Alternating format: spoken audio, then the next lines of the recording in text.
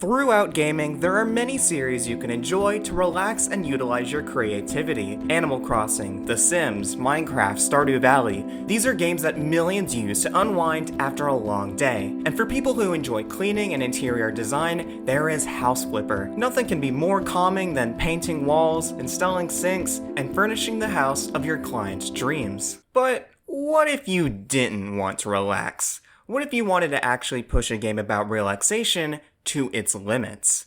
What if you speedran House Flipper? Well, you'd get something like this.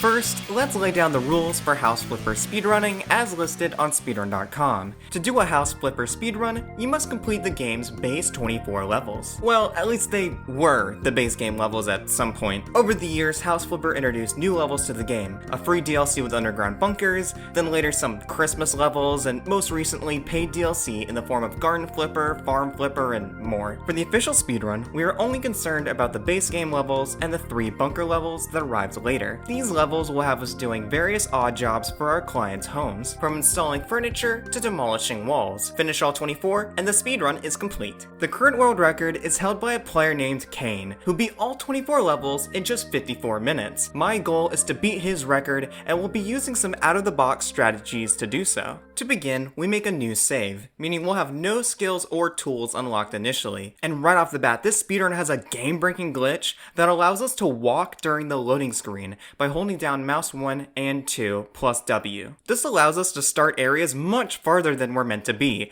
and will even let us phase through walls in later levels. We get rid of the trash in front of our office and get to the computer. Selecting the first level, X stole my radiator. And as you can see, we spawned right into the house using the loading screen glitch.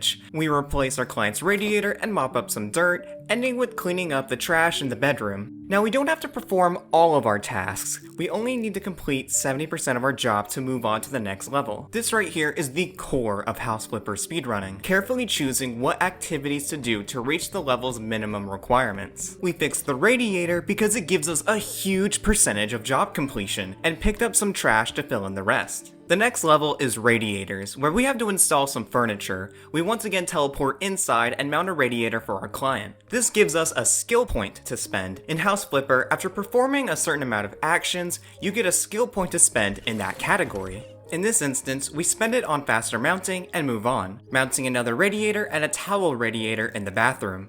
Every piece of furniture has a unique strategy to how to mount them as fast as possible, but the main one is to drag your mouse over multiple parts at once to perform actions at the same time. By completing this level, we are given another skill point, we'll use that in a second, and we move on to cleaning the garage. Now, I know this can be a lot, but as time goes on, these levels will become longer, and I'll have more breathing room to explain. In this level, we learn how to clean windows and get another skill point. We spend 1 skill point on an improved mop, allowing us to clean multiple spots at once from farther distances. As well, we crucially spend a point on needing 2% less requirements to complete the job. This will allow us to complete levels even faster, as we'll need less requirements to finish. Completing that section, we're onto the level Amaranth Walls. Amaranth, the color that is, not the Twitch streamer. I'm some kind of sexual goddess. In this area, we're introduced to repairing outlets and painting walls. Importantly, we make sure to repair 2 electrical outlets before painting. This is because repairing objects gives us way more completion percentage than painting. While doing this, I'd like to show you a tier list for the activities in House Flipper based on how much they complete the percentage bar. At the top in S tier is cleaning windows, because we can do it really fast and it gives a ton of completion percentage. You'll notice in every level, I clean as many windows as I can. Next in A tier, we have picking up trash. It doesn't give the most amount of progress, but it only takes 1 click, so it's quite efficient. After that is repairing and mounting objects. These 2 give a large percentage, though they take some time. In B tier, we have mopping. It takes longer than cleaning trash and gives roughly the same reward, but still a solid choice. And finally, at the bottom in C tier, we have painting, which is both slow and gives little reward. We're gonna try to paint as little as possible, only when there are no other options for progress. We'll get back to this tier list later. Back to the level, we're painting our client's kitchen walls, and we get to pick another skill point, this time for painting. We choose the ability to paint on 2 walls at once, and move on to the next level. Choosing the most efficient skills will be crucial for the speedrun, as these boosts can significantly speed up our actions. Now we are on to the level Additional Walls, where we learn how to build walls as well as buying and selling furniture. And Walls in House Flipper have a special exploit that we'll get to see in just a few minutes. As you can see, we first go for repairing an electrical outlet, which if you remember is especially efficient for progression. After that, we buy a new bed for our client's kid and begin to build a wall, as the client wants to separate the bedrooms. In terms of our tier list, selling furniture goes into A tier, as just like picking up trash, it is instantaneous and fills a lot of progress, although not every level allows you to do it. Buying furniture and building walls will go into the B tier. Solid activities, but not every level will have them unlocked. In this level, we also grab the skill that allows us to build 3 walls at once, which will be very handy later. The next level is Walls to Knock Down, which teaches us how to demolish with our sledgehammer. While using our hammer, we actually employ a little piece of tech that allows us to demolish faster. By letting go of mouse 1 after destroying a wall, it resets the hammer animation, saving some time. Destroying walls will go into the B tier of our list. Another fine option if available, but only so many levels allow for it. Alright, now to show you this game's most lucrative exploit. And it is remarkably simple. House Flipper allows you to build walls and lintels, which are basically half walls. Normally, the game will require you to paint a full room for you to gain significant progress, but by building these half walls and painting them, we trick the game into believing we've painted the entire room. This saves a huge amount of time, as if you remember, painting is the least efficient method of gaining progress. Unfortunately, this trick cannot be performed in every level, as it is only available when you have the ability to place walls. But when you can use it, it is an amazing speed tactic. The next level is Baby on the Way. A husband hires us to clean and furnish the new home he bought for his family, including their new baby. Unfortunately for them, they hired a speedrunner, and although I'll perform my job quickly, I can't promise you that my business practices will create a safe environment for your child. By now, we have learned most of the mechanics of the game. There are a few more tools to learn, including a flamethrower, but they'll be introduced in later levels. The rest of the speedrun will be a hasty test of our house flipping skills. Levels will be a gauntlet of painting, mounting, and furnishing as quickly as we possibly can. We've talked a lot about the House Flipper speedrun itself, and there is still more to cover later, but what about the speedrun community? Most speedrun games come with their own community, whether large or small, and House Flipper is no different. The group, Speed Flippers, has some interesting history behind it. House Flipper was first released in 2018, and its first speedruns would come out a few months later. Although Speedrun.com will tell you the game only has 2, well, now 3 speedruns of the full game, before the updates that added more levels, there were many runs of the any percent category. The earliest world record I can confirm was set by a real human on July 26, 2018, with a time of 1 hour, 11 minutes, and 34 seconds. Though it should be noted that the game had less levels and different mechanics back then, a cycle would emerge over the next 4 years of new players claiming the world record only for the game to update and make them obsolete. The game's community in the early years was full of life, with debates about the best window cleaning method and sharing annoyance about the developers patching out speedrun strats.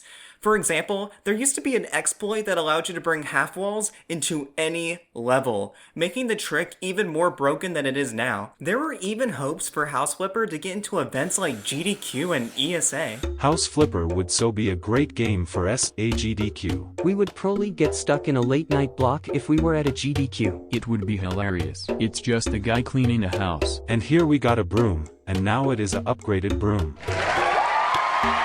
New faces would show up from time to time, but over its history, the speed flipping community would dwindle, and the leaderboards would stop updating around 2022. Hence why the newer Christmas levels were never added to the any percent category. On March 10, 2021, the player Vaughn would get the first modern House Flipper any percent world record, with a time of 59 minutes and 45 seconds. And a few months after that, Kane would get a world record of 54 minutes and 10 seconds, which would be the world record for 2 years until Well, me. Kane is an integral part of the Speed Flipper community, having many achievements in the game's speedruns. He's held the world record for a majority of the game's individual levels and a full game any percent, and still has many high-placing individual level speedruns today. I entered the speed flipping community a little over a week ago, looking for an interesting speedrun to make a video about. There were some helpful members that pointed me in the right direction, and in a moment you will see how they helped me get the world record. Like all speedruns, speed flippers wouldn't have thrived for years if it wasn't for members like A Real Human and Kane, and without their runs as a baseline, there's no way I could have gotten the time I did. Returning to the run, we're now in the 9th level, Horrible Colors.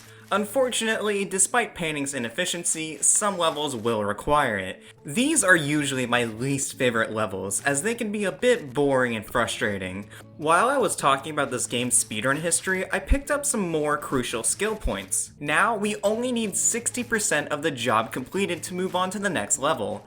We complete Horrible Colors and are now onto the 10th level, Necessary Extra Bathroom. If you're enjoying the video so far, I would really appreciate a like. It helps by promoting the video and allows me to make more niche speedrunning content. You might be wondering, if the previous world record holder, Kane, was so good at the game and had been speedrunning for years, how did I get the world record in less than a week? Well, admittingly, the individual level speedruns are the main focus of House Flipper speedrunning. Any percent was a nebulous category for most of the game's life. After all, why speedrun a category if you know your run will become invalidated later? So any percent was moved to the side for the most part, but that isn't the only reason for Kane's run not being the most optimal. This is because in individual level speedruns, you get all of the game's skills, meaning you can paint, mount, and demolish faster than any percent run could ever allow for. So any percent had to be routed completely differently. You couldn't just use the same methods. For this reason, Kane's run had a lot of hesitation and mistakes,